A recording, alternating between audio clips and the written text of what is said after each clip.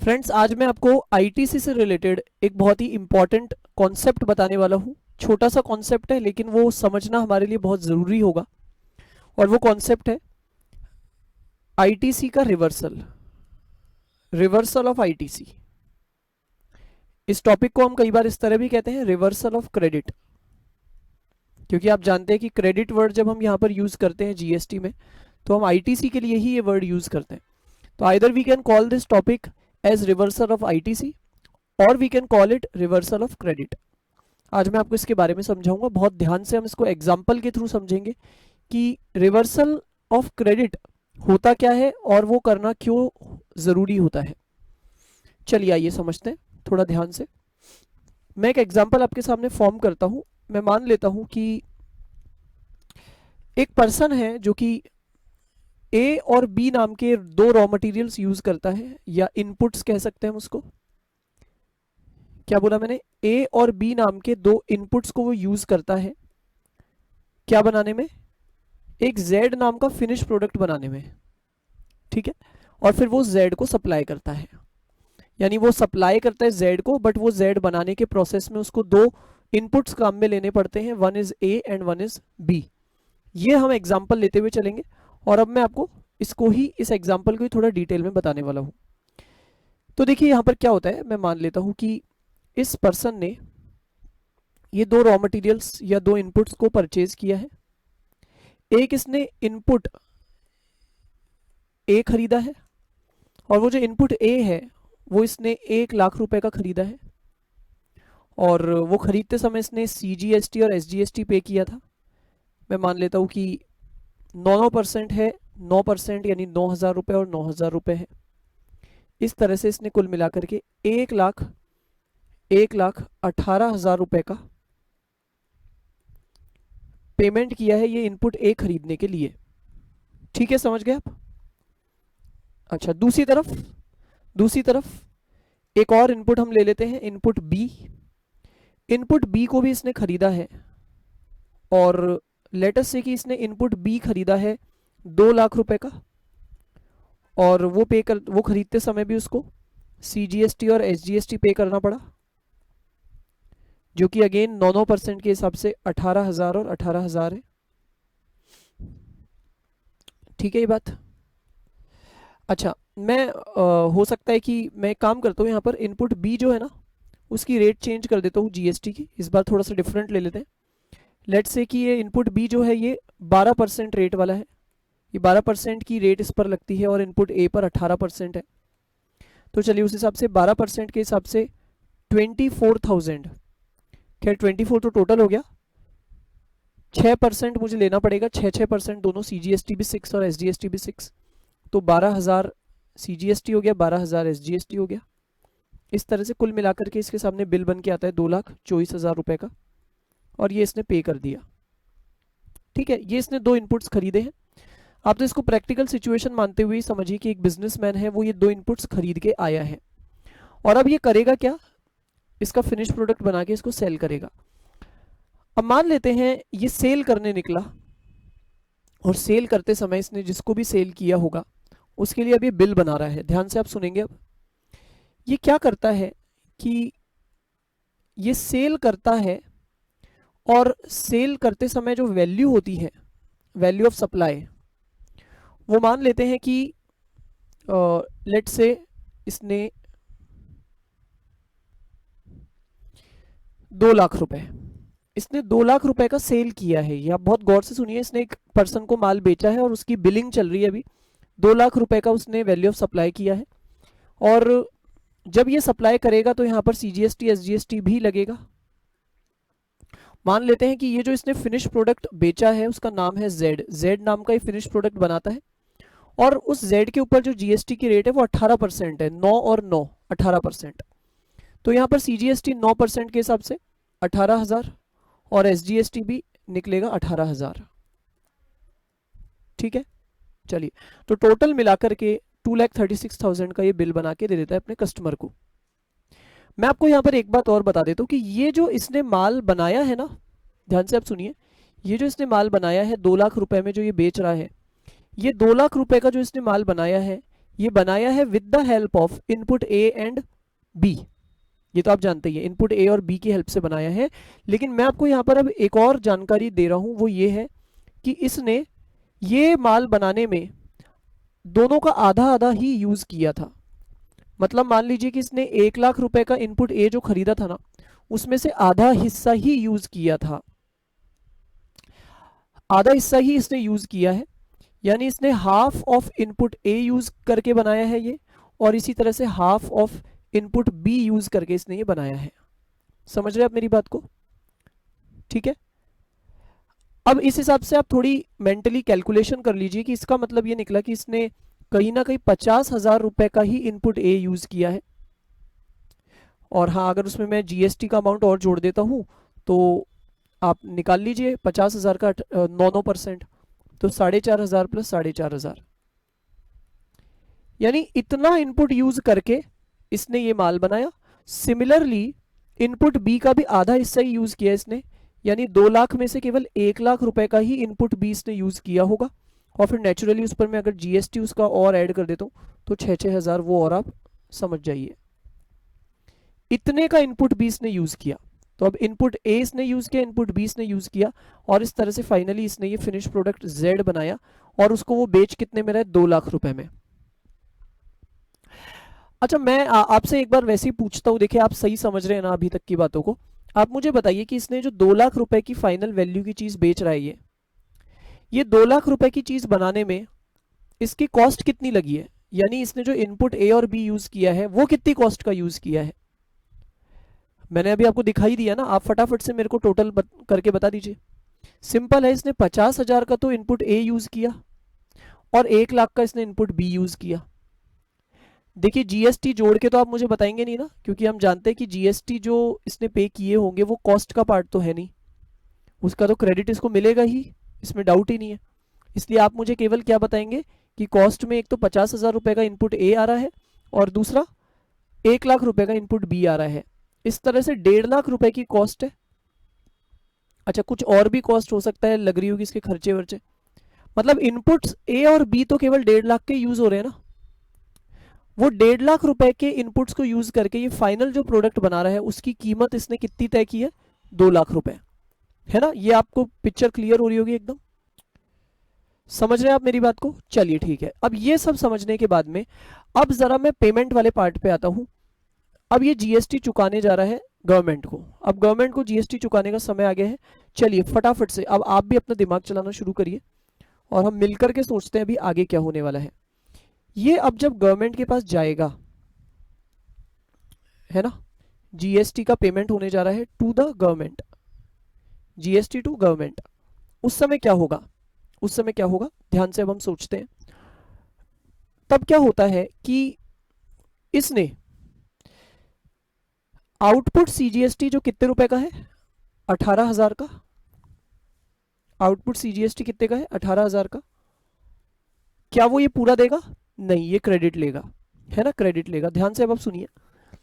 अब मैं आपको यहां पर बहुत ही इंपॉर्टेंट बातें बता रहा हूं जो मैं आपको ऑलरेडी लास्ट क्लास में समझा चुका हूं, वो बातें अभी हम यहां पर जरा देख लेते हैं ध्यान से। मैं आपसे जरा जानना चाहता हूं, आप मुझे बताइए अभी तक की सिचुएशन जो आपको दिख रही है उसके according input availed, sorry ITC availed कितना है? बताइए आईटीसी अवेल्ड कितना लग रहा है आपको? मैं अब आपको जो मैंने लास्ट क्लास में समझाया था, आपने उनको रिवाइज तो किया ही होगा, बहुत अच्छे से समझा भी होगा। मैं अगर आपको उस लैंग्वेज में पूछूं तो मैं आपसे ये जानना चाह रहा हूं कि बताइए ई क्रेडिट लेजर में इसके पास कितने रुपए पड़े होंगे? समझ गए ना मेरी लैंग्वेज? ई क्रेडिट लेजर में कितना बैलेंस नजर आ रहा होगा सीजीएसटी एसजीएसटी का? बताइए फटाफट से। यानी मैं आपको वही पूछ रहा हूं, आईटीसी अवेल्ड कितना है? बताइए, कर लिया आपने डिसाइड? चलिए अब सुनिए मेरी बात और जरा मैच करते हैं। यहां पर आईटीसी अवेल्ड कितना होने वाला है? सीजीएसटी की मैं पहले बात करूं, मैं यहां पर लिखता हूं अलग से, सीजीएसटी अवेल्ड कितना है?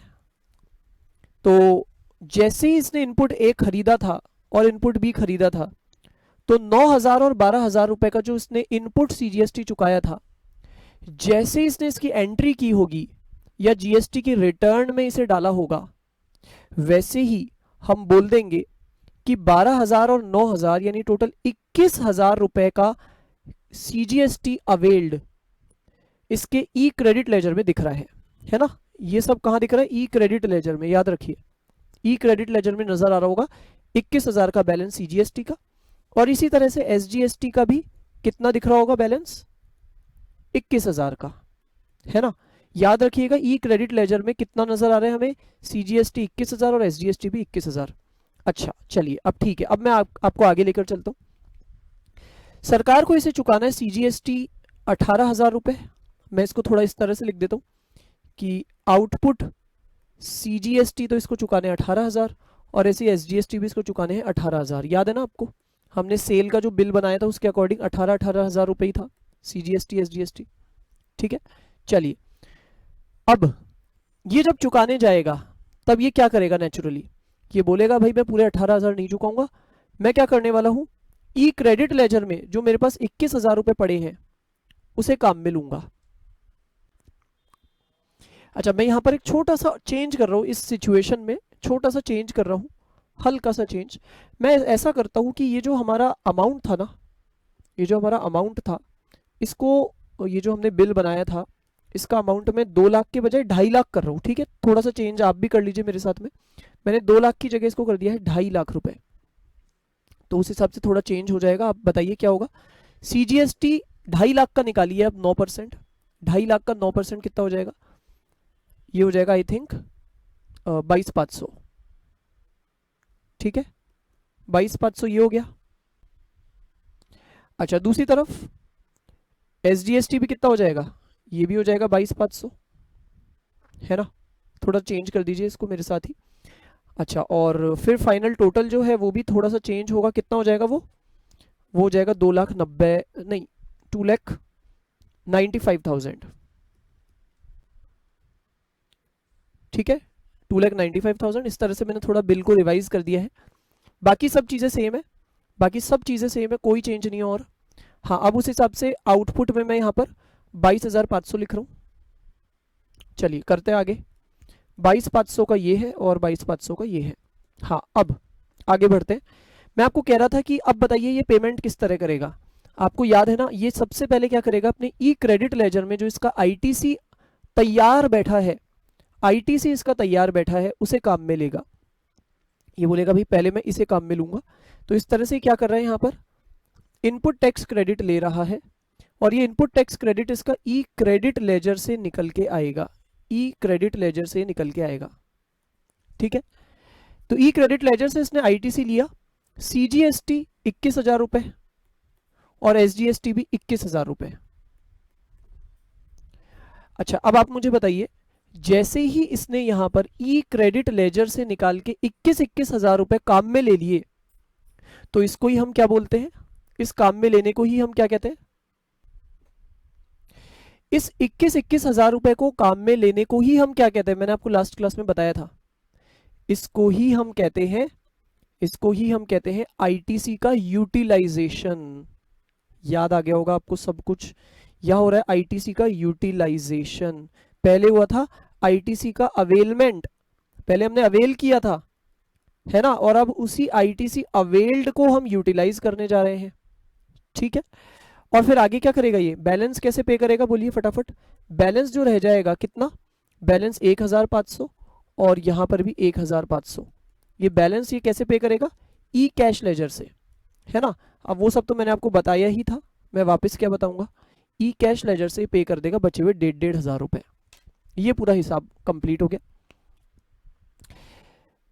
अब सुनिए आगे की बात, मैं आपको ये पूरा सिचुएशन मैंने आपके सामने रखा और अब मैं इसके थ्रू आपको जो बताने वाला हूं वो आप ध्यान से सुनेंगे। मैं जो आपको बताने वाला हूं वो आप ध्यान से सुनने वाले हैं। सुनिए मेरी बात, बहुत अटेंशन के साथ में आपको सुनना होगा।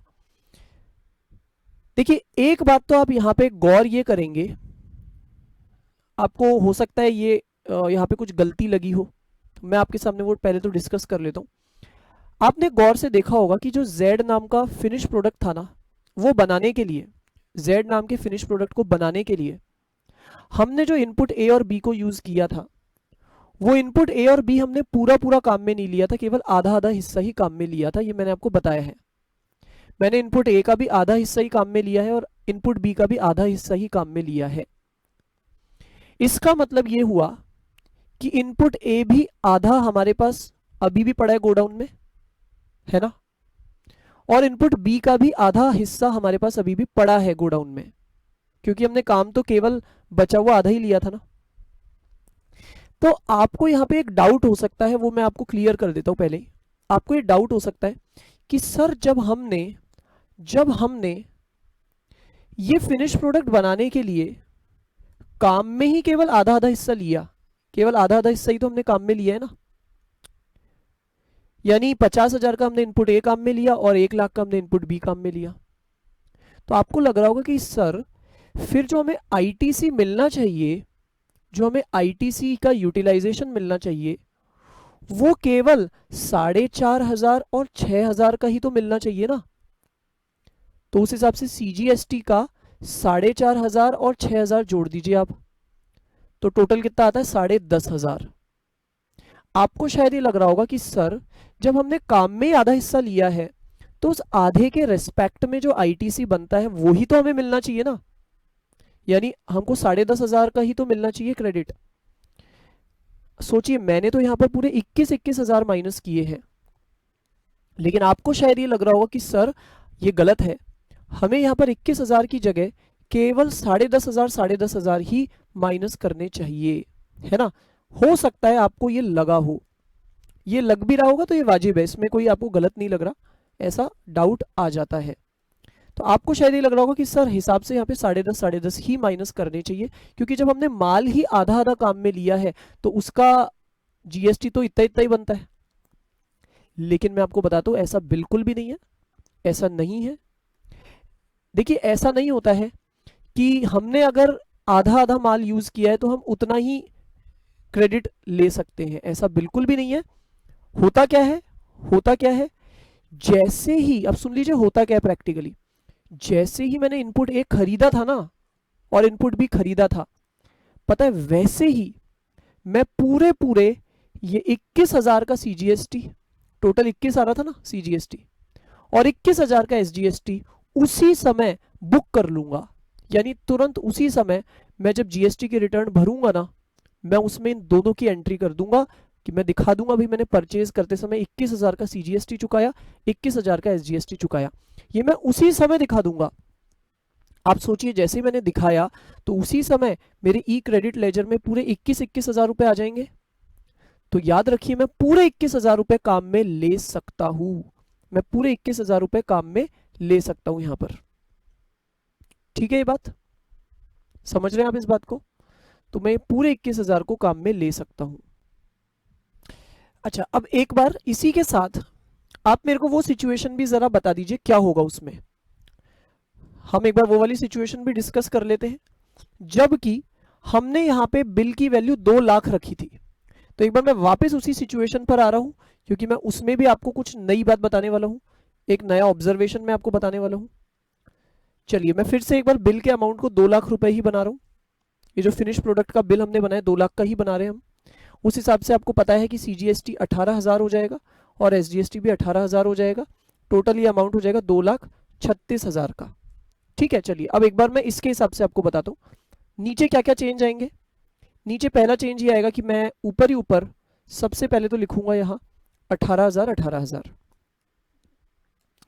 ठीक है, आउटपुट हमारा कितना कितना है 18,000 18,000, यानी हमें सरकार को केवल 18,000 ही चुकाने हैं।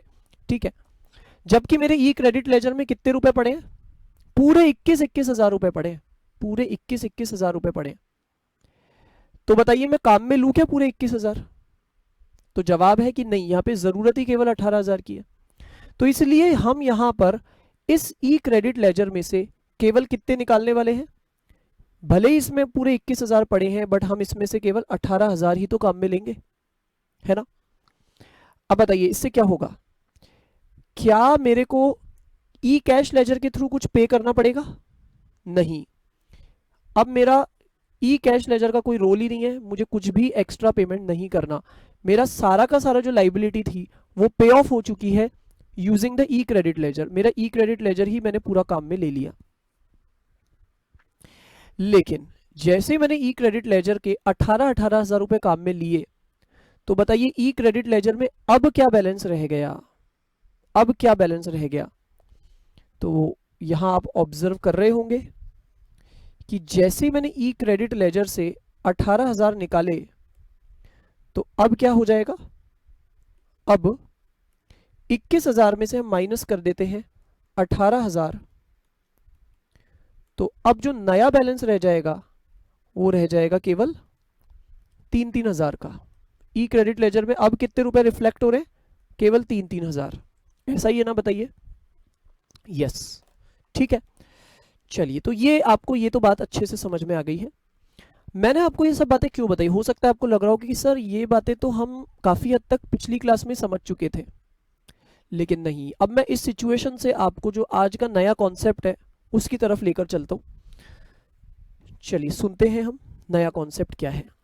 देखिए, कई बार क्या होता है, सुनेंगे आप ध्यान से, कई बार क्या होता है कि अभी तक हम जीएसटी में रजिस्टर्ड थे और ये सारा काम हुआ था, हमने इनपुट ए खरीदा, बी खरीदा, उसे जेड बनाया, बेचा, ये सारा काम अभी हो रखा है मान लीजिए। और ये होने के बाद अचानक क्या होता है, मेरा जीएसटी का रजिस्ट्रेशन कैंसिल हो जाता है। आप बोलेंगे सर एकदम से कैंसिल क्यों हुआ, कारण तो देखिए बहुत सारे हो सकते हैं, कोई भी कारण हो सकता है, और वो कारण जो है वो सेक्शन 29 में आपने पढ़े होंगे। सेक्शन 29 में बहुत सारे कारण होते हैं। किसी भी कारण से मेरा जीएसटी का रजिस्ट्रेशन आज से कैंसिल हो गया है, ठीक है।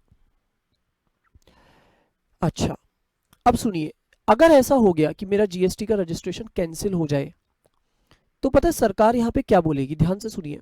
सरकार बोलेगी यार एक बात बताओ, कैंसिलेशन के ठीक पहले, क्या बोला, जिस दिन कैंसिलेशन हुआ उसके ठीक पहले, मान लेते ये कैंसिलेशन का डेट है, इसके ठीक पहले आपके गोडाउन में कितना स्टॉक पड़ा है अनसोल्ड, जो बिका नहीं है, ऐसा कितना स्टॉक पड़ा है। यानी ये हमसे जानना चाह रहे हैं कि कितने इनपुट्स पड़े हैं मेरे गोडाउन में। वो इनपुट किसी भी रूप में हो सकते हैं। अब आपको ये भी याद आ रहा होगा, मैंने आपको बताया कि इनपुट्स 3 फॉर्म्स में मिलते हैं, या तो वो इनपुट के रूप में ही मिलेंगे एज इट इज, यानी रॉ मटेरियल के फॉर्म में ही उसी हालत में, या वो सेमी फिनिश्ड फॉर्म में मिल रहे हैं, यानी हमने उन इनपुट से आगे भी प्रोसेसिंग करके उनको सेमी फिनिश्ड फॉर्म में ला दिया, और या वो इनपुट हमें फिनिश प्रोडक्ट के फॉर्म में भी पड़े हुए मिल सकते हैं। ये तो बस हमसे इतना सा जानना चाह रहे हैं। ये कहते हैं भाई तुम ये बताओ, तुम्हारे पास में कुल मिलाकर के कितना इनपुट स्टॉक के अंदर पड़ा हुआ है, तुम्हारे गोडाउन में पड़ा हुआ है। तो अब आप मुझे बताइए कि क्या हमारे पास में कुछ इनपुट्स पड़े हुए हैं ऑलरेडी, कैंसिलेशन के ठीक पहले क्या हमारे पास में कुछ इनपुट्स थे। जी हाँ, बिल्कुल थे।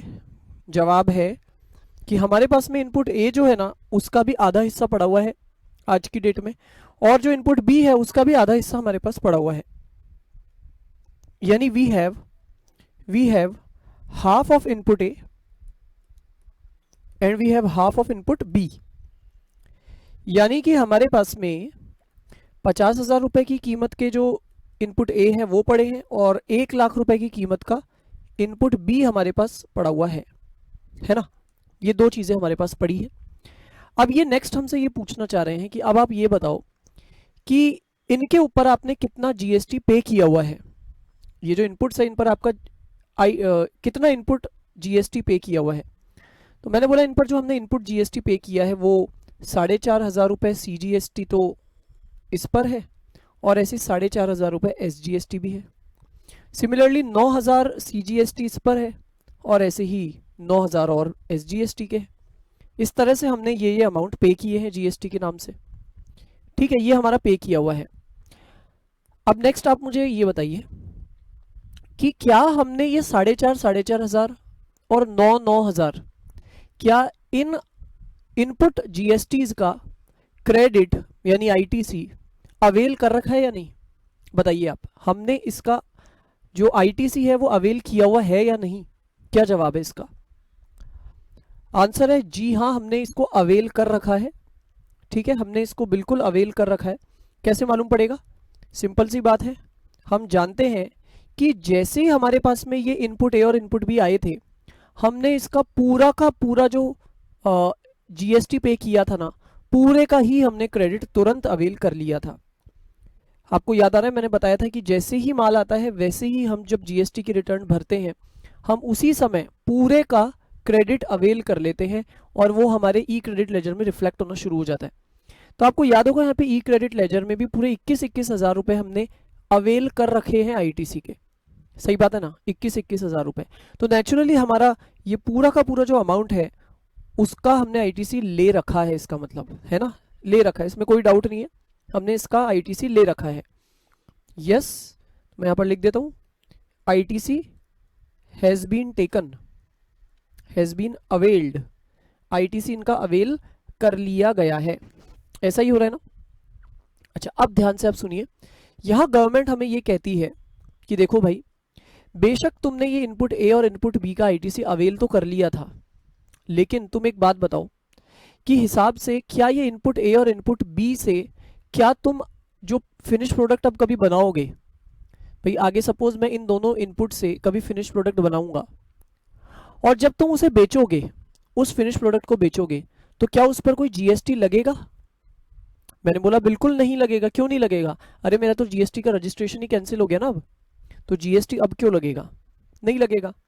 तो गवर्नमेंट कहती है एक बात सोचो, तुम जब इन इनपुट से, ये जो आधे आधे इनपुट्स बच रहे हैं, इनसे जो फिनिश प्रोडक्ट बनाओगे, जबकि उस पर जीएसटी ही कभी नहीं लगने वाला अब, तो जब जीएसटी ही उस पर नहीं लगेगा, तो क्या तुम कभी कोई आउटपुट जीएसटी किसी से कलेक्ट करोगे?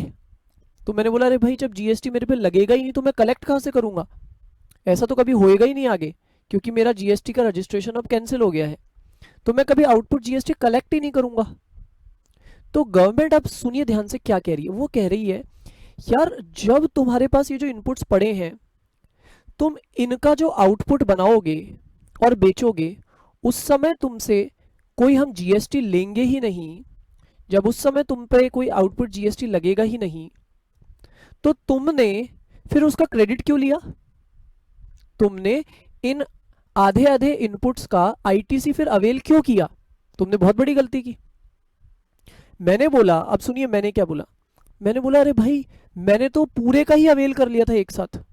मैंने तो जो पूरा का पूरा बिल बन के आया था इनपुट ए और इनपुट बी का, मैंने एक साथ पूरे 21 हज़ार का आईटीसी अवेल कर लिया था एक साथ, क्योंकि उस समय मुझे थोड़ी मालूम था कि कैंसिलेशन हो जाएगा रजिस्ट्रेशन का। तो गवर्नमेंट कहती है कि चलो माना हमने कि तुमने उस समय कुछ सोच समझ करके ही पूरा अवेल किया था, लेकिन तुम ये सोचो कि जो आधा आधा इनपुट तुम्हारा आगे जब बिकेगा, तो उस पर जब जीएसटी ही नहीं लगने वाला, हम तुमसे जीएसटी नहीं लेंगे, तो हिसाब से तुमको इसका आईटीसी अवेल भी नहीं करना चाहिए था। मैंने बोला हाँ बात तो सही है भाई, हिसाब से तो नहीं करना चाहिए था, कर लिया मैंने, वो एक अलग बात है। तो गवर्नमेंट कहती है अब तुम्हें, हमको ये आईटीसी जो तुमने इसका अवेल किया है ना, 4,500 हज़ार और 9,9 हज़ार, ये तुमको हमें लौटाना पड़ेगा, रिवर्स करना पड़ेगा। भाई रिवर्स का मतलब क्या हुआ? तुमने जो अवेल किया है उसका उल्टा काम कर दो, है ना। चलिए अब मैं एक काम करता हूं, मैं इसका उल्टा काम करता हूं। कैसे करेंगे सोचिए। आप सोचिए, हमने जब आईटीसी अवेल किया था, तो अवेल होने पर क्या होता है, फाइनली होता क्या है, अवेल होने से क्या होता है, वो हमारे ई क्रेडिट लेजर में दिखना शुरू हो जाता है। ऐसा ही हुआ था ना। याद करिए आप कि ई क्रेडिट लेजर में जो 21 हज़ार रुपये आए थे, आप सोचिए सीजीएसटी के जो 21 हज़ार है, उसके अंदर, उस सीजीएसटी के 21 हज़ार रुपये के अंदर ये 4500 और 9,000 ये दोनों शामिल थे या नहीं थे? बिल्कुल थे। और ऐसे एसजीएसटी के 21 हज़ार में भी ये 4500 और 9,000 शामिल थे या नहीं थे? यस। यानी कहने का मतलब ये जो चार अमाउंट आपको दिख रहे हैं, ये चारों का जैसे ही मैंने आईटीसी अवेल किया होगा, वैसे ही वो ई क्रेडिट लेजर में दिखने लग गए होंगे, है ना। तो अब गवर्नमेंट कहती है कि तुम इसको अब रिवर्स कर दो। रिवर्स करने का मतलब है तुम्हारे ई क्रेडिट लेजर से अब हम इसको निकाल देंगे। तो जो तुम्हारे ई क्रेडिट लेजर में तुमने डाला था, अब हम उसका रिवर्स करके वहां से निकाल लेंगे। तो मैंने बोला बिल्कुल आराम से निकाल लो, कोई दिक्कत नहीं है। तो अब सोचिए, गवर्नमेंट की नजर पड़ती है मेरे ई क्रेडिट लेजर पे। ध्यान से अब आप देखते जाइए। गवर्नमेंट देखती है कि देखिए तुम्हारे ई क्रेडिट लेजर का बैलेंस कितना कितना है। गवर्नमेंट इस उम्मीद पे बैठी है कि भाई मेरे ई क्रेडिट लेजर का जो बैलेंस है ना वो सीजीएसटी के 4,500 प्लस 9,000 होगा। अब गवर्नमेंट तो इसी उम्मीद में बैठी है कि भाई टोटल 13,500 रुपए तो मेरे सीजीएसटी के नाम से पड़े होंगे ई क्रेडिट लेजर में, और ऐसे एसजीएसटी के नाम से भी 13,500 रुपए पड़े होंगे, कम से कम इतने तो पड़े ही होंगे। लेकिन जब गवर्नमेंट ने झांक करके देखा, क्या देखा कि यार इसके पास तो केवल 3,000 का ही बैलेंस पड़ा है सीजीएसटी एसजीएसटी का। सोचिए गवर्नमेंट को बड़ा बुरा लगा होगा। अच्छा एक बात बताइए, ऐसा हो कैसे गया? मेरे ई क्रेडिट लेजर में केवल इतना सा ही बैलेंस कैसे पड़ा है? होना तो इतना चाहिए था ना, क्योंकि ये माल तो अभी बिका ही नहीं था, तो इस हिसाब से इसका क्रेडिट भी तो पड़ा होना चाहिए था ना, अभी आईटीसी पड़ा होना चाहिए था ना, 13,500 होने चाहिए थे ना, लेकिन क्यों नहीं है? हम इसका कारण जानते हैं। अरे इसलिए नहीं है क्योंकि हमने बचे हुए अमाउंट को तो यूटिलाइज ही कर लिया था ना, जब ये आधा माल हमने बेचा था। सोचिए उसमें से हमने इसको यूटिलाइज कर तो लिया था थोड़ा हिस्सा, तभी तो अब केवल 3,000 रह गए, रहने चाहिए थे 13,500 और रह गए केवल 3,000 रुपए। क्यों? क्योंकि हमने उसको यूज कर लिया था, यूटिलाइज कर लिया था। आप खुद सोचिए, हमने 18,000 रुपए तो यूज ही कर लिए हैं टोटल मिला के, है ना? इस वजह से ये हुआ है। तो बताइए ई क्रेडिट लेजर में बैलेंस इतना कम क्यों आ रहा है? बिकॉज हमने अवेल करने के बाद उसको यूटिलाइज भी कर लिया था। अब गवर्नमेंट को जैसे ही बात पता चली, तो बताइए गवर्नमेंट क्या बोलने वाली है? आप बताइए, आपके हिसाब से क्या होना चाहिए? भाई गवर्नमेंट ये चाहती है कि ई क्रेडिट लेजर में से रिवर्स कर दिए जाए, यानी हटा दिए जाए, कितने कितने 13,500 रुपए हटा दिए जाए, रिवर्स कर दिए जाए, जो कि वाजिब बात है। लेकिन देखा तो पता चला ई क्रेडिट लेजर में तो केवल है ही 3,000 रुपए। तो अब गवर्नमेंट पता है क्या बोलने वाली है? ध्यान से आप सुनिए। गवर्नमेंट ये बोलेगी, देखो भैया अब तो एक ही काम हो सकता है, और वो ये है कि जिस सीजीएसटी के नाम से हम तुमसे 13,500 रुपए का रिवर्सल चाहते हैं, है ना, हम रिवर्सल चाहते हैं 13,500 का, उसमें से एक काम करते हैं, 3,000 रुपए का रिवर्सल तो हम ई क्रेडिट लेजर से कर देते हैं, क्योंकि ई क्रेडिट लेजर में 3,000 ही दिख रहे हैं, तो ई क्रेडिट लेजर से तो हम 3,000 रुपए ले लेते हैं, ठीक है। लेकिन अभी इसके बाद भी 10,500 रुपए बचेंगे, ये ई क्रेडिट लेजर में तो है नहीं अब। अच्छा ई क्रेडिट लेजर में क्यों नहीं बचे? मैंने आपको कारण बताया, क्योंकि हमने जरूर ये 10,500 रुपए को यूटिलाइज कर लिया ऑलरेडी, हमने इसको यूटिलाइज कर लिया पहले से ही, और वास्तविकता है ऐसा ही हुआ था। तो गवर्नमेंट पता है ये 10,500 रुपए की रिकवरी अब मेरे ई कैश लेजर से करेगी। किससे करेगी? ई कैश लेजर से। और आप समझ गए होंगे ई कैश लेजर से करने का मतलब क्या हुआ, कि मेरे को पहले ई कैश लेजर के अंदर बैलेंस डालना पड़ेगा, मेरे या तो बैंक अकाउंट से ट्रांसफर करना पड़ेगा या कैश जमा कराना पड़ेगा, कुछ भी करके मुझे मेरी जेब से नया पैसा खर्च करके इस ई कैश लेजर में भरना पड़ेगा, एक तरह से इसको रिचार्ज करना पड़ेगा, तब जाकर के इसमें से 10,500 रुपए कटेंगे। यानी बताइए फाइनली हुआ क्या? गवर्नमेंट ने जो रिवर्सल किया है पूरे 13,500 का, वो दो हिस्सों में किया। जितना ई क्रेडिट लेजर में बैलेंस था उतना तो वहां से काम में ले लिया, और जो रह गया बैलेंस अमाउंट वो उन्होंने मेरे से वसूल किया ई कैश लेजर के थ्रू। बताइए समझ गए? बिल्कुल यही बात यहां पर एसजीएसटी के साथ हो जाएगी। इस 13,500 रुपए जो रिवर्स करने हैं, आप बताइए रिवर्स क्यों करने हैं? वो तो समझ में आ गया ना आपको, रिवर्स करने क्यों है? मैं वापस बता देता हूं। रिवर्स करने इसलिए है ये 13,500, क्योंकि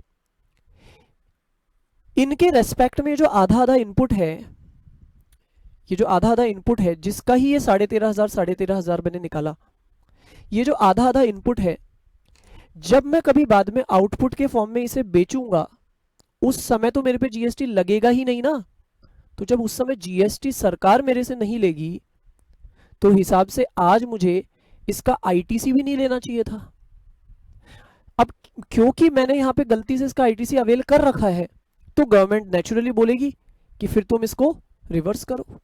समझ गए? इसलिए हमें रिवर्स करना पड़ रहा है। रिवर्स करना कैसे है? दो हिस्सों में किया हमने, जितना ई क्रेडिट लेजर में था उतना वहां से लिया, और बचा हुआ फिर ई कैश लेजर से ले लिया जाएगा। ये आपको प्रोसेस समझ में आ गया, इसका रीजन भी समझ में आ गया होगा, और इसका प्रोसेस भी समझ में आ गया होगा। ठीक है, this is called reversal of credit. अच्छा, ऐसे ही मैं आपको अभी जैसे कि हमने देखा कैंसिलेशन हो गया मेरे रजिस्ट्रेशन का, और तब ऐसी नौबत आई कि रिवर्सल करना पड़ रहा है हमें। कारण मैंने आपको बताया, क्योंकि अब से जो मेरा आउटपुट बिकेगा उस पर जीएसटी तो लगने वाला नहीं है ना। अच्छा, ये कैंसिलेशन की सारी कहानी आपको पता ही है, मैंने बताया था कि सेक्शन 29 में बताई गई है ना।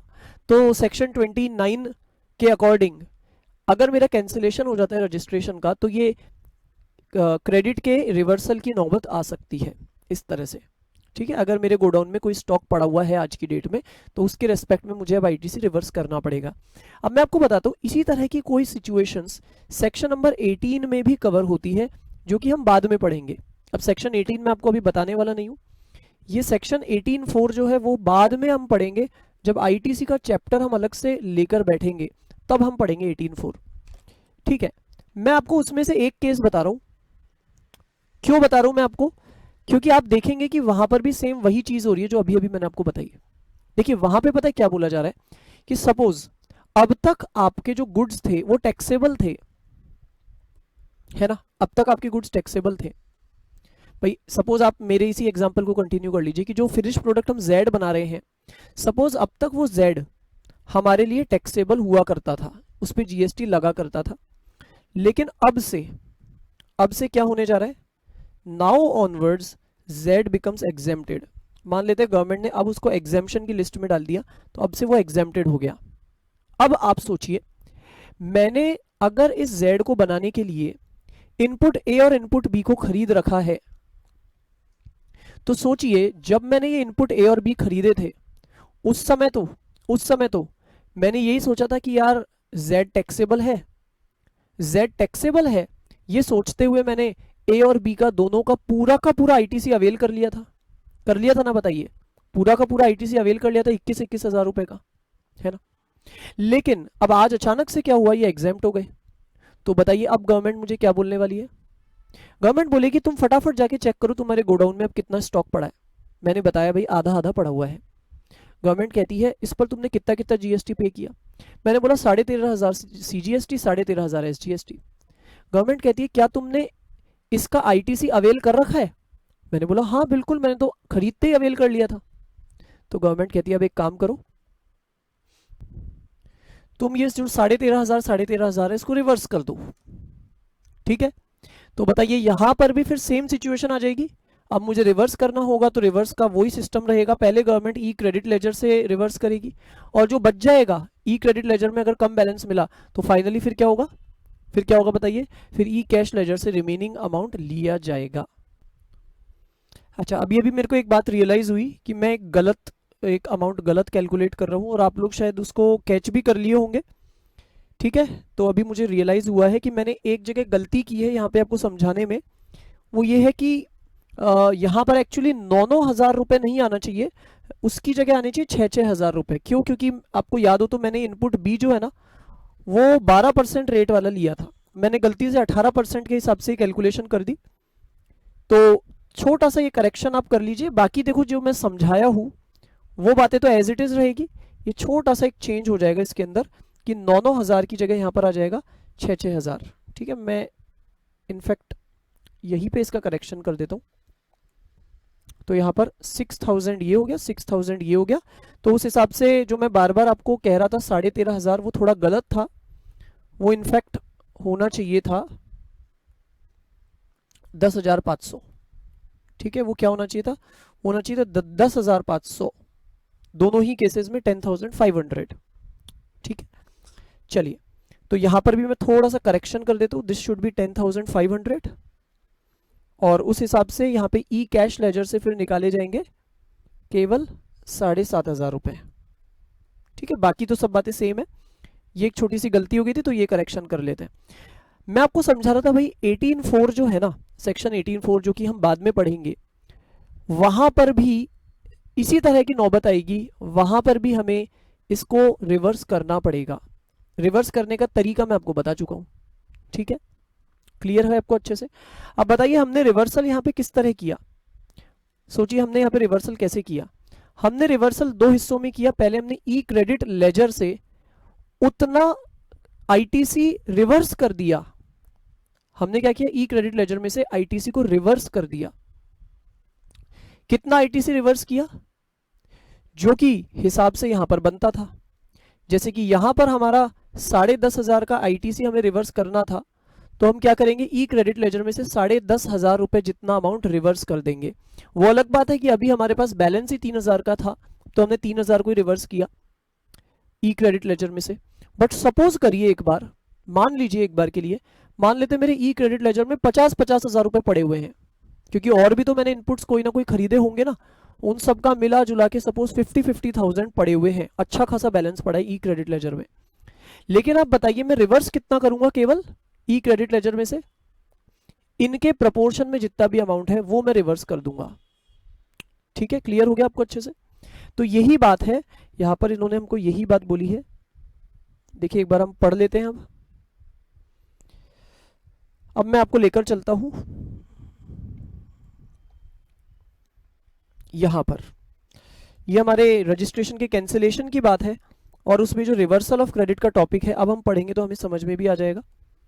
इसमें बताया गया है कि भाई देखो, a registered person whose registration is cancelled, अब उसे क्या करना पड़ेगा, या तो उसके ई क्रेडिट लेजर से वसूली की जाएगी या ई कैश लेजर से वसूली की जाएगी, है ना। मैंने आपको बताया कि सबसे पहले ई क्रेडिट लेजर को टारगेट किया जाता है, और अगर उससे पूरा काम हो गया तो बढ़िया, अगर नहीं हुआ तो फिर ई कैश लेजर से लिया जाता है।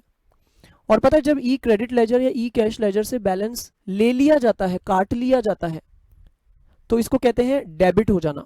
हम कहते हैं ई क्रेडिट लेजर हमारा क्या हो गया, उससे पैसा निकल गया, निकल गया यानी कि वो डेबिट हो गया। ठीक है, जैसे कि आप जानते हैं ना, बैंक अकाउंट्स जो होते हैं उनमें से जब पैसा निकलता है तो हम क्या कहते हैं, हमारा बैंक अकाउंट डेबिट हो गया। वैसे ही यहां पर हो रहा है, ई कैश लेजर या ई क्रेडिट लेजर से जैसे ही पैसा निकाला जाएगा तो हम ये बोलेंगे कि ये डेबिट हो गया। और जब इनमें आया था पैसा तो तब हमने क्या बोला था कि ये क्रेडिट हो गए। समझ रहे हैं आप, ये क्रेडिट और डेबिट की भाषा भी आपको क्लियर हो गई। तो वापस मैं कह देता हूं, जब ई कैश लेजर में पैसा आता है, अब आता कैसे है वो मैंने आपको समझाया हुआ है, और ऐसे ही जब ई क्रेडिट लेजर में पैसा रिफ्लेक्ट होना शुरू होता है यानी वो आता है, तब हम कहते हैं यस उसमें क्रेडिट हो गए हैं इतने रुपए। लेकिन जिस दिन उसमें से निकलेंगे तो हम बोलेंगे अब ये डेबिट हो गए हैं। अब यहां पे बताया गया है कि कुल मिला के इनको कितना अमाउंट हमसे वसूल करना है, चाहे ई क्रेडिट लेजर से चाहे ई कैश लेजर से, कितना लेने वाले हैं ये। नेचुरली जो आईटीसी बनता है किन पर, इनपुट्स पर।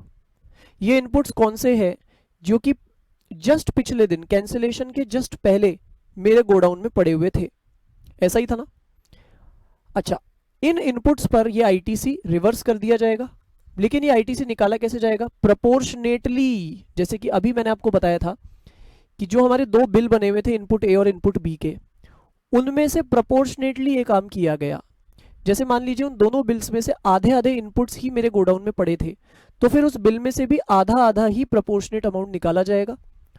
जैसे कि हमने किया था 4,500 और 6,000 रुपए, इतना इतना अमाउंट ही फिर हम रिवर्स करेंगे। अच्छा, ये कहते हैं प्रोपोर्शनेटली आपको ये निकालना है on the basis of corresponding invoices. मैंने भी यही किया, मैंने आपको इनवॉइस बना के दिखाया ही था इनपुट ए और इनपुट बी का, और उसमें से भी फिर हमने प्रोपोर्शनेटली जितना जितना आधा आधा अमाउंट बनता है उतने को हमने रिवर्स किया। ठीक है, अच्छा तो इतना ये लोग मांग लेंगे। अब यहाँ पे एक और बात आती है, देखिए एक और बात यहाँ पर क्या लिखी है, गवर्नमेंट ने ये बोला कि हम तुमसे कितना वसूल करेंगे। याद है ना, गवर्नमेंट ने हमसे पूरे 10,500 रुपए वसूल किए थे, और उसमें से 3,000 तो ई क्रेडिट लेजर से ले लिए थे और 7,500 रुपए ई कैश लेजर से ले लिए थे। अब यहां पे गवर्नमेंट एक और बात भी कह सकती है कि देखो भाई, हम है ना, हम हो सकता है कि तुमसे 10,500 से भी ज्यादा की वसूली करें, ये जो अमाउंट है ना उससे भी ज्यादा की वसूली हम तुमसे कर सकते हैं। करेंगे तो इन्हीं दो तरीकों से, क्रेडिट लेजर या कैश लेजर से, बट हो सकता है हम 10,500 से भी ज्यादा की वसूली कर ले। कैसे? गवर्नमेंट कहती है कि देखो हम एक और अमाउंट को सामने रखेंगे, और वो है कि ये जो गुड्स तुम्हारे गोडाउन में पड़े हैं ना, ये जो इनपुट्स तुम्हारे गोडाउन में पड़े हैं, स्टॉक में पड़े हैं, है ना, हम क्या करेंगे, इस पर आउटपुट टैक्स कितना बन जाता ये कैलकुलेट करेंगे। यानी कि अब आप सोचिए जरा, यहां पर सोचिए आप जरा यहां पर, मेरे गोडाउन में कितने इनपुट्स पड़े हैं? 50,000 रुपए का इनपुट ए पड़ा है, 1 लाख रुपए का इनपुट बी पड़ा है। गवर्नमेंट कहती है कि अब हम एक और कैलकुलेशन करेंगे, और वो कैलकुलेशन ये करेंगे, हम ये देखेंगे कि अगर आज इन इनपुट्स पर टैक्स लग रहा होता, जीएसटी लग रहा होता, मान लेते हैं कि ये इनपुट ए को, ये जो 50,000 का इनपुट ए है, इसको अगर आज हम बेचते तो इस पर आउटपुट जीएसटी कितना लगता। ऐसे इनपुट बी को, 1 लाख के इनपुट बी को अगर आज हम बेचते तो इस पर कितना जीएसटी लगता। वैसे तो लगेगा नहीं, क्योंकि अब तो मैं कैंसिल हो चुका हूं मेरा रजिस्ट्रेशन, लेकिन ये कह रहे हैं हम अज्यूम करेंगे कि अगर आज इनको बेचा जाए तो इन पर कितना आउटपुट जीएसटी लगेगा। देखिए हो सकता है ना कि ये इनपुट्स तो मैंने साल भर पहले खरीदे थे, 6 महीने पहले खरीदे थे, उस समय की जीएसटी की रेट्स अलग थी भाई। उस समय तो एक पे 18% थी और एक के ऊपर टोटल 12% थी, 6 और 6 12%। लेकिन गवर्नमेंट कहती है नहीं, अब हम आज की रेट देखेंगे। हो सकता है आज इनपुट ए और इनपुट बी दोनों पर 18% की रेट हो गई हो, तो हम पता है क्या करेंगे, हम आज के हिसाब से कितना आउटपुट टैक्स इन पर बन सकता है वो भी निकालेंगे। अब हमारे पास में दो अमाउंट आ जाएंगे, एक तो ये जो आईटीसी तुमने अवेल कर रखा है वो, और दूसरी तरफ हमारा वो नया अमाउंट आ जाएगा जो आउटपुट टैक्स इन पे बनता होगा। और फिर इन दोनों में से जो हायर अमाउंट आएगा ना, उसकी वसूली करेंगे हम, ऐसे सस्ते में नहीं छोड़ने वाले, ठीक है। यानी 10,500 में ही हो सकता है हम फ्री ना हो, बल्कि हो सकता है कि आउटपुट टैक्स जब निकाले तो वो इससे भी ज्यादा आ रहा हो, तो फिर गवर्नमेंट हमसे वो अमाउंट लेगी इन्हीं दो तरीकों से, ठीक है। तो यही बात इसमें लिखी है, इनमें से विच एवर इज हायर वाला ले लिया जाएगा। क्लियर हो रहा है आपको अच्छे से? आगे लिखा है reversal of credit on capital goods. अब इसी तरह से जैसे मैंने आपको अभी तो इनपुट ही इनपुट की कहानी बताई, वैसे आपको पता है कैपिटल गुड्स भी होते हैं, और कैपिटल गुड्स में क्या सिस्टम होता है वो भी अभी आप ध्यान से सुनेंगे। कैपिटल गुड्स में क्या होता है, लिखा है in respect of capital goods following amount shall be debited to E credit या ई कैश लेजर। यानी वही वाला सिस्टम चलेगा कि जो वसूली की जाएगी, जो रिवर्सल किया जाएगा, वो किस में से किया जाएगा, या तो ई क्रेडिट लेजर में से, और अगर वो खाली पड़ा है तो ई कैश लेजर में से, ठीक है। लिया कितना जाएगा कैपिटल गुड्स के केस में, चलिए अब ये बात को हम ध्यान से सुनते हैं। तो अब मैं आपको बताने जा रहा हूं नई चीज, और वो है reversal of ITC in case of capital goods. अब तक मैंने आपको बताया था इन केस ऑफ इनपुट्स, अब मैं आपको बताने जा रहा हूं in case of capital goods. अच्छा, मैं आपसे यहीं पे पूछता हूं, बताइए क्या इसी तरह का एक और टॉपिक मैं आपको पढ़वाऊंगा जिसके अंदर मैं आपको इनपुट सर्विसेज के क्रेडिट के रिवर्सल की बात करूंगा? भाई हम जानते हैं 3 चीजें होती है, एक इनपुट्स, एक कैपिटल गुड्स और एक इनपुट सर्विसेज। अब मैं आपको ये 2 के तो करवा रहा हूं, क्या मैं इनपुट सर्विसेज के केस में भी ये टॉपिक करवाऊंगा आपको? क्या आंसर है बताइए, सोचिए आप खुद। चलिए ये आप खुद थोड़ा दिमाग लगाइए इस पर कि क्या इनपुट सर्विसेज के आईटीसी का भी इस तरह से रिवर्सल हो सकता है। सोचना ही है आपको, फिर बाद में मैं इसका जवाब दूंगा, ठीक है। अब ध्यान से सुनना है हमें कैपिटल गुड्स की कहानी को। एक एग्जांपल ले लेते हैं, ध्यान से आप देखेंगे। एग्जांपल ये ले रहा हूं कि मैं मान लेता हूं एक मशीन खरीदी है मैंने, वो मशीन मैंने 10 लाख रुपए की खरीदी थी, ये जो उसकी वैल्यू थी। खरीदते समय उस पर सीजीएसटी एसजीएसटी 99% लगा था, तो 90,000 रुपये सीजीएसटी, 90,000 रुपये एसजीएसटी, कुल मिलाकर के 11,80,000 का बिल बना था, मैंने पे भी कर दिया था, ठीक है। और अब नौबत आ गई है आईटीसी के रिवर्सल की। कारण कुछ भी हो सकता है, जैसे यहां पे हम कारण कौन सा ले रहे हैं, रजिस्ट्रेशन का कैंसिलेशन हो गया। कैंसिलेशन होने पर अब गवर्नमेंट ये बोलेगी कि यार एक बात बताओ, क्या तुम्हारे गोडाउन में कोई मशीन पड़ी है, कैपिटल गुड्स पड़े हैं? मैंने बोला बिल्कुल पड़े हैं ना, मशीन कहाँ जाएगी नहीं तो गवर्नमेंट कहती है कि ठीक है पड़ी है, तो बताओ जरा उस पर क्या तुमने कोई टैक्स चुकाया था? मैंने बोला बिल्कुल जीएसटी चुकाया हमने 90,000। तो गवर्नमेंट कहती है क्या तुमने इसको अवेल भी कर लिया?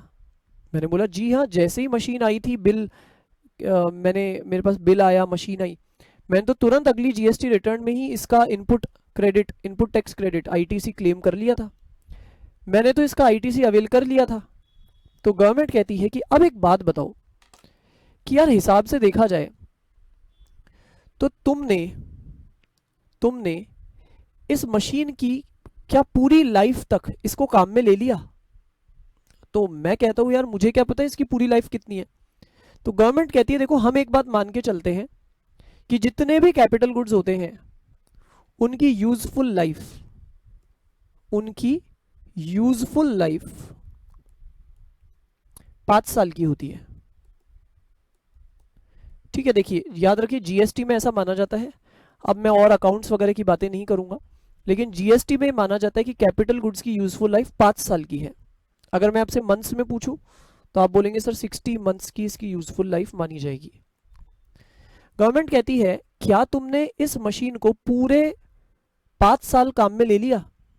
तो मैंने बोला कि नहीं नहीं ऐसा तो नहीं है, मैंने तो है ना इसको करीब 3.5 साल ही काम में लिया है, और उतने में ही ये जीएसटी का रजिस्ट्रेशन का कैंसिलेशन हो गया, और अब आप मेरे से रिवर्स करवाने आ गए। तो भाई अभी तक तो 3.5 साल ही मैंने इसको यूज किया है। गवर्नमेंट कहती है कि भाई एक बार महीनों में बताना कितना है। चलिए निकालिए फटाफट महीनों में कितना है। मंथ्स में अगर अपन निकाले तो ये आते हैं 42 मंथ्स आई थिंक, सही है, यस 42 मंथ्स, यानी मैंने केवल 42 मंथ्स ही इसको यूज किया है और अब कैंसिलेशन का समय आ गया है। अभी 18 महीने ये और चल सकती थी, ऐसा जीएसटी में माना जाएगा। 18 महीने अभी ये और भी चल सकती थी। तो गवर्नमेंट कहती है देखो एक बात है, तुम्हें अब क्या करना पड़ेगा, तुम्हें ये जो पूरे 90,000 का तुम क्रेडिट लेके बैठ गए ना, हम ये मानेंगे कि ये 90 हजार का क्रेडिट तो तुम्हें तब मिलता जब तुमने पूरे 60 मंथ्स 60 महीने इसे काम में ले लिया होता। अगर तुमने इसको पूरा वसूल किया होता, इस मशीन को पूरा काम में लिया होता, तभी तुम्हें हक था पूरे 90 हजार के क्रेडिट लेने का। और तुम भाई साहब तो केवल 3.5 साल होने के बाद ही पूरे 90 हजार का क्रेडिट ले रहे हो। वो अलग बात है कि तुमने पहले ही ले लिया था क्रेडिट पूरे का, तब तुम्हें मालूम नहीं था कि ये मशीन कब मतलब हमारा रजिस्ट्रेशन कब कैंसिल हो जाएगा। वो ठीक है कि तुम्हें उस समय मालूम नहीं था, लेकिन हुआ तो ऐसा ही है ना कि तुमने पूरे 90 हजार का क्रेडिट ले लिया, जबकि कायदा ये होता है कि तुम्हें ये क्रेडिट तभी मिलता जब तुमने पूरे 60 महीने इसको यूज किया हो। ठीक है भाई, अब करना क्या है ये हमने गवर्नमेंट से पूछा। तो गवर्नमेंट कहती है करना ये है कि तुम इसमें से केवल 42 मंथ जितना ही क्रेडिट ले सकते हो, बचा हुआ जो है ना वो तुम हमें लौटा दो, यानी रिवर्स कर दो, बचा हुआ तुम्हें रिवर्स करना पड़ेगा। तो अब हम क्या करेंगे बताइए, हम ऐसा करते हैं इसको प्रोपोर्शनेट कर देते हैं। 18 महीने अभी बाकी है, तो उस हिसाब से आप निकाल लीजिए 18 डिवाइडेड बाय 60, क्योंकि टोटल लाइफ तो 60 महीने की है, उसमें से 18 महीने अभी बाकी था, और जितना बाकी था उतना मुझे रिवर्स करना पड़ेगा। तो इस हिसाब से ये मेरा प्रपोर्शन बन जाएगा, और इस प्रपोर्शन में अब मुझे 90,000 को रिवर्स करना पड़ेगा। तो अगर हम इसको निकालें तो कितना आ जाएगा, निकालते हैं, चलिए कैलकुलेटर से करते हैं। तो ये आ जाएगा 18 डिवाइडेड बाई 60 इंटू 90,000, तो 27,000 रुपए का सीजीएसटी मुझे रिवर्स करना पड़ेगा, और 27,000 का मेरे को एसजीएसटी रिवर्स करना पड़ेगा। समझ गए आप इस बात को? अब ये रिवर्स होगा कैसे, तो या तो सीजीएसटी एसजीएसटी का कुछ बैलेंस पड़ा होगा हमारी ई क्रेडिट लेजर में, अगर वहां से पूरा काम हो जाता है तो ठीक है, और नहीं तो फिर क्या होगा, नहीं तो जो बचा हुआ अमाउंट है वो गवर्नमेंट हमारे ई कैश लेजर से उठाएगी। ठीक है, तो यही बात है। अब आप पढ़िए जरा इस पॉइंट को, गवर्नमेंट हमसे कितना पैसा रिवर्स करवाएगी, ITC related to remaining useful life. जैसे आप यहाँ पे देखिए रिमेनिंग यूजफुल लाइफ कितनी थी, 18 महीने की, ये बची हुई लाइफ थी, उसके रिलेशन में कितना आईटीसी बनता है वो हमने निकाला 27,000। इन मंथ्स मैंने महीनों में निकाला 18 महीने, अच्छा, अब ये आईटीसी निकाला कैसे गया? On pro rata basis. Pro rata का मतलब होता है प्रोपोर्शनेट बेसिस पर। देखिए मैंने प्रोपोर्शनेट बेसिस पे निकाल लिया ना 18/60 करके, और यहाँ पे आपको यूजफुल लाइफ को 5 साल मानना है। ठीक है, कैपिटल गुड्स की तो यूजफुल लाइफ 5 साल ही मानी जाएगी जीएसटी में। ठीक है, तो उस हिसाब से मुझे अब कितना रिवर्स करना पड़ रहा है? 27 हज़ार रुपए। लेकिन अगेन यहाँ पर भी गवर्नमेंट कहती है कि रुको, अभी हम इस अमाउंट को कंपेयर करेंगे एक और अमाउंट से, और वो क्या है? हम ये देखेंगे कि ये जो कैपिटल गुड्स, प्लांट मशीनरी वगैरह जो भी है तुम्हारे पास, इनकी जो ट्रांजैक्शन वैल्यू होती, अब मैं आपको बताऊं, ट्रांजैक्शन वैल्यू नाम की जो चीज है ना, वो आप निकालना सीखेंगे सेक्शन 15 जब आप पढ़ेंगे। तो अभी इसका मैं डिस्कशन नहीं करूंगा। ये सेक्शन 15 जो है ना, ये आप बाद में एक अलग चैप्टर में पढ़ेंगे, वैल्यू ऑफ सप्लाई नाम के चैप्टर में। वहां पर मैं आपको डिटेल में इसके बारे में बताऊंगा। तो सेक्शन 15 के हिसाब से एक ट्रांजैक्शन वैल्यू निकाली जाती है। मैं आपको इसका बिल्कुल आसान सा मतलब बताऊं तो ट्रांजैक्शन वैल्यू का मतलब हुआ कि ये जो कैपिटल गुड्स है, आप इसको यही समझ लीजिए कि अगर इन्हें आज बेचा जाता है तो ये कितने में बिकेंगे, ये उसकी ट्रांजैक्शन वैल्यू है। ये जो हमारे कैपिटल गुड्स है, ये आज बेचे जाते हैं तो कितनी वैल्यू में बिकेंगे, उसको इसकी ट्रांजैक्शन वैल्यू कहा जाता है। ठीक है, सिंपल लैंग्वेज में। इस ट्रांजैक्शन वैल्यू पर हम जीएसटी निकालेंगे, कैलकुलेट करेंगे।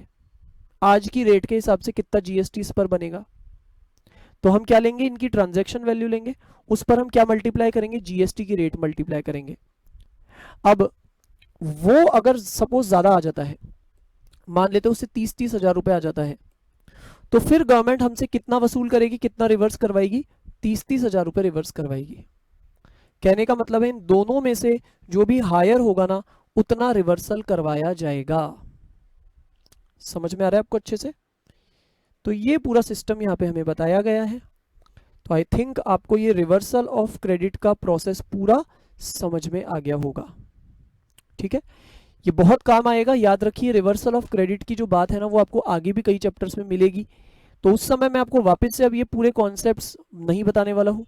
ये सब मैं आपको अभी इसीलिए बता चुका हूँ ताकि आप यहीं से इनको समझ ले, याद कर ले, और आगे जब भी ये चीज़ें आए, ये जो भी टर्मिनोलॉजी मैंने आपको बहुत सारी बताई है, आईटीसी अवेल करना, आईटीसी यूटिलाइज करना, ई कैश लेजर क्या होता है, कैसे काम करता है, ई क्रेडिट लेजर कैसे काम करता है, ये सब बातें आपको यहीं से बहुत अच्छे से समझ लेनी है। ओके, तो इस क्लास में मैं बस अभी इतना ही करवा रहा हूँ। Thank you.